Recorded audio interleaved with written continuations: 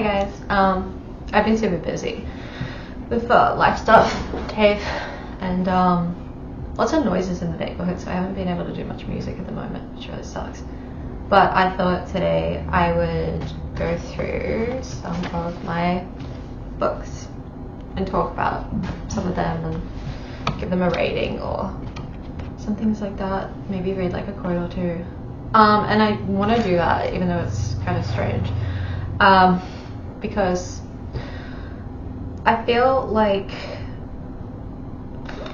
music now is like the artists are somewhat unapproachable, and there's just this like big entity of a band or a person that is like their aesthetic, their chosen aesthetic, and it's just music, and it's like I don't know anything about you. Like, who do you read? Who do you look up to?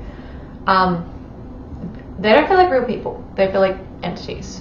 And yeah, I've decided to talk about personal things because why not? Carolyn Myss. Anatomy of the Spirit, the 7 Stages of Power and Healing. This was awesome. I haven't finished it. I don't really want to finish it because it's just one of those books that just feels so embracing and guiding. I don't know, I just really like it. So basically she talks about like energy healing and intuitive healing from a perspective of like several different religions. Like she goes into like Buddhism and I think like some of Catholicism and yeah, the biology behind it too. It's really awesome. It's like a whole bunch of guides and basically just really talks about what is being talked about a lot recently in newer developments of the scientific and mental health communities. Stuff that has been around for ages, but we are now really like getting into new age things is what I think they would call it, but it's been around for a while, so I don't know how new it actually is.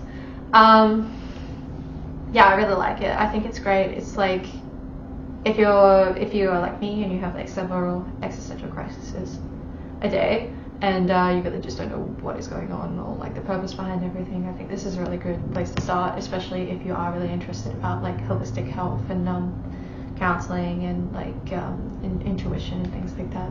It's really good for that.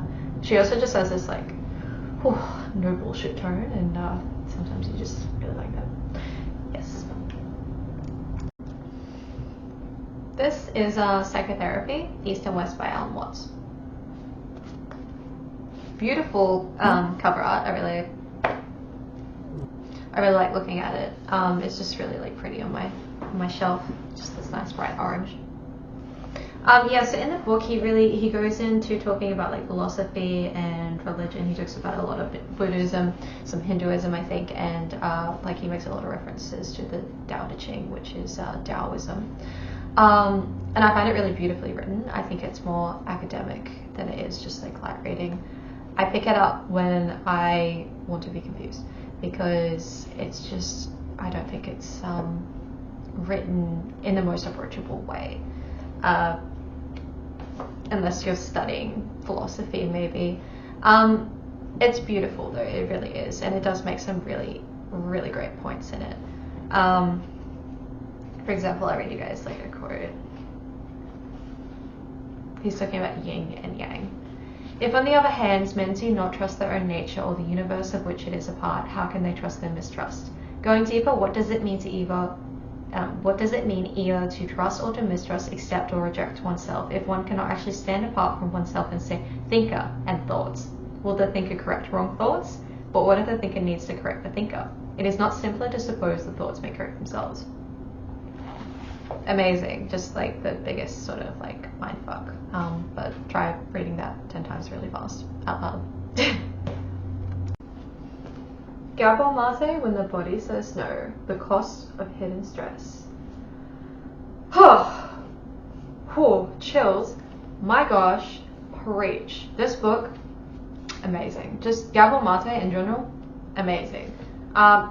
We love Gabor Maté. This is a Gabor Maté positive house. I will talk to anyone about Gabor Maté any day, anywhere. Like, you just catch me in the right place, I will start spitting Gabor Maté. It just is amazing, and he's bringing scientific discoveries to the forefront of like just modern medicine and mental health, and it's just, oh, it's so good. It's a really good book. There is a lot of like scientific terminology and things in here that does get kind of confusing sometimes. I honestly do skip a little bit of it because I just can't wrap my head around all of it, because I am coming to it with like a counselling mental health perspective rather than like a scientific perspective, but it encompasses both of those things. It's just that good.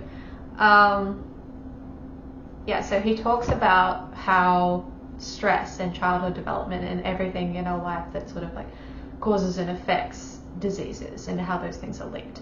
And at the moment in modern healthcare, we don't have much of that. Like, especially where I live in Queensland, Australia, you go to a doctor and you say, I am having stomach issues or something. Like, they're not going to ask you what's led up to that, like in terms of what's your stress like, what's your family systems like, do you have like social support, are you eating, what's your diet like they're not really going to ask you those sorts of things. They're just going to go, oh, we'll do a test and maybe give you some medication or something. And that's not always the right thing to do. So he really goes into like how it's all a problem and how everything's sort of being made really clinical and removed from spirit and systems and family systems. And yeah, game changer book. Love Gabor Maté. Yeah, definitely a good one. Dillon's Carl Jung, Hauntings and Paranormal Coincidences. This book is really interesting. It's like, I don't know, it just looked really wacky when I was looking at books that I wanted to buy, and I decided to get it because I like wacky things. It's really awesome. It's like this guy, Doug Dillon's, a whole bunch of like his blog posts from his blog about coincidences, synchronicities, and paranormal events. He's another writer. He has another book with his wife that goes into like a lot more of those things and their experiences with it. It only talks about a few of Carl Jung's experiences, which is the real reason that I bought it. I'm really interested in Carl Jung and I wanted to find out more. But it's really good. Yeah, it's a nice light read. I didn't mind this one. Okay, I'm going to go into rating my books now. Let's go like 1 to 5. 1 being the lowest, 5 being the highest. Let's start. This is unordered, but Carl Jung, Hauntings and Paranormal Coincidences. 2. Just because like reading blog posts is kind of weird, but I did like the parts about Carl Jung. There we go. Anatomy of the Spirit, the 7 Stages of Power and Healing, Carolyn Myss. This I'm going to give like a solid 3. I might I haven't finished it yet, like I might finish it and want to rate it higher, but at the moment where I'm at, it's a 3. Mainly just because like, you know, some days like you pick it up and like start reading it and you're like, oh whoa, like that's a lot to take in. She seems to be really sure of like what's going on, where she's at, and how everything is working, and I feel everything is a little bit more subjective, personally, but that's just my own opinion. But it is a very, very good book. Oh, When the Body Says No, Gabor Maté. 10. Psychotherapy, East and West. 3.5. And I say the 0.5 because occasionally I will pick it up and I'll read it and I'll be like, oh, okay, that changes everything. And then I'll put it down and I'll read it for a couple of weeks because like it is hard to decipher. I think that's it. Yeah, that's all my books. So yeah, this is a really weird video. I won't lie, I was kind of bored today and I just did this. But yeah, you guys know a little bit more about me now, and you can let me know more about you guys too, like on my Instagram. Always happy to talk to people about like this kind of stuff or like books, and it's so much fun. And yeah, I look forward to like some more of my music soon, hopefully. Thank you, love you all.